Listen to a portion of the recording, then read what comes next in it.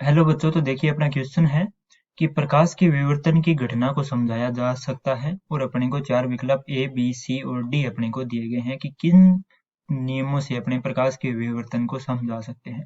ठीक है, तो इसके लिए अपने क्या है, सबसे पहले देखिए मुख्य अवधारणा है वो अपने देख लेते हैं कि विवर्तन के लिए मुख्य अवधारणा अपने पास क्या होगी। देखिए मुख्य अवधारणा अपने देखें तो यहाँ पे अपने पास क्या होती है कि जो विवर्तन है वो कब प्रदर्शित होता है, जब आने वाली तरंगागर यानी तरंगागर से निकलने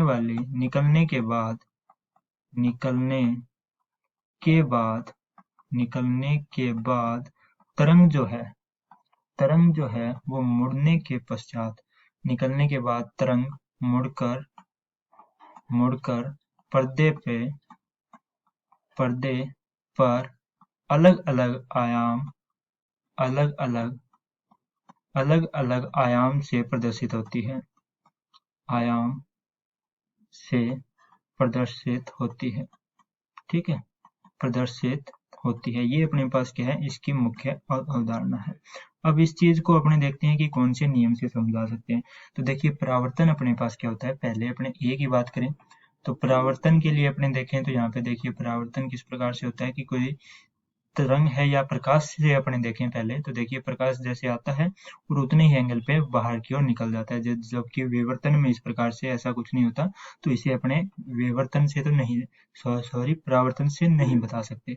फिर अपवर्तन की बात करें तो अपवर्तन में देखिए क्या होता है कि कोई प्रकाश इस प्रकार से आएगा, ठीक है, और वो इसके अंदर की ओर क्या होएगा, परावर्तित हो जाएगा।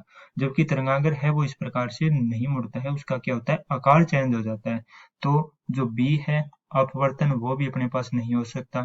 ठीक है, अब अपने सी की बात करें तो देखिए फ्रेगमेंट के सिद्धांत से, और चौथा है अपने पास हाइजेन के द्वितीय तरंगिकाओं के सिद्धांत से। तो देखिए पहले अपने विवर्तन को समझ लेते हैं कि किस प्रकार से होता है कि यहाँ पे अपने पास ये कोई भी अपने पास स्लिट है जिसकी दूरी अपने डी है, ठीक है, और ये यदि डी का मान अपने लगभग इक्वल मान लें जो आने वाली तरंगागर है उसकी लैम्डा की, तो अपने पास क्या होएगा कि जो भी तरंगागर आएगा, देखिए ऐसे यदि तरंगागर आ रहे हो, ठीक है, तो वो आने के बाद क्या है, अपना आकार यहाँ से किनारों से मुड़ के अपने आकार को चेंज करेंगे और कुछ इस प्रकार से आगे पर्दे पे प्रदर्शित होंगे। ठीक है, और इस प्रकार की यहाँ पे तरंगिकाएं हैं वो अपने को दिखेगी। ठीक है, इस प्रकार से इसे बोलते हैं विवर्तन। तो देखिए ऐसा जब डी है वो इक्वल हो लैम्डा के, ऐसी जो बात है वो किसने बताई थी, हाइजेन की द्वितीय तरंगिकाओं से। द्वितीय तरंगिकाओं का यहाँ पे क्या मतलब है कि यहाँ पे ये देखिए पहली तरंगागर है वो कुछ इस प्रकार से आ रही थी, लेकिन यहाँ पे होने वाली प्रदर्शित है वो ये क्या है, आकार चेंज होने के बाद है, यानी ये कौन सी है, इन्हें बोला गया था द्वितीय तरंगिका।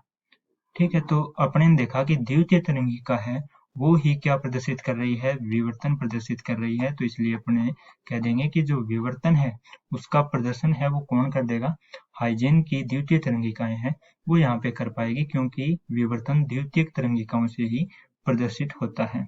और यदि यहाँ पे डी का मान, यहाँ पे देखिए ये जो डी का मान है ये ज्यादा हो गया लैम्डा से, तो अपने पास क्या होगा, जैसी तरंग है जैसी आएगी वैसे ही यहाँ पे निकल जाएगी, तो उन्हें अपने द्वितीय तरंगिका नहीं बोलेंगे, और ऐसा होने पे यहाँ पे अपने विवर्तन प्रदर्शित नहीं होगा।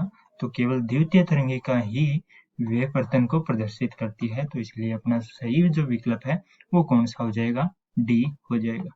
तो कौन सी घटना से विवर्तन को प्रदर्शित कर सकते हैं, द्वितीय तरंगिका के सिद्धांत से। तो अपने डी विकल्प है वो अपना सही होगा। मैं आशा करता हूँ कि आपको समझ में आ गया होगा। धन्यवाद।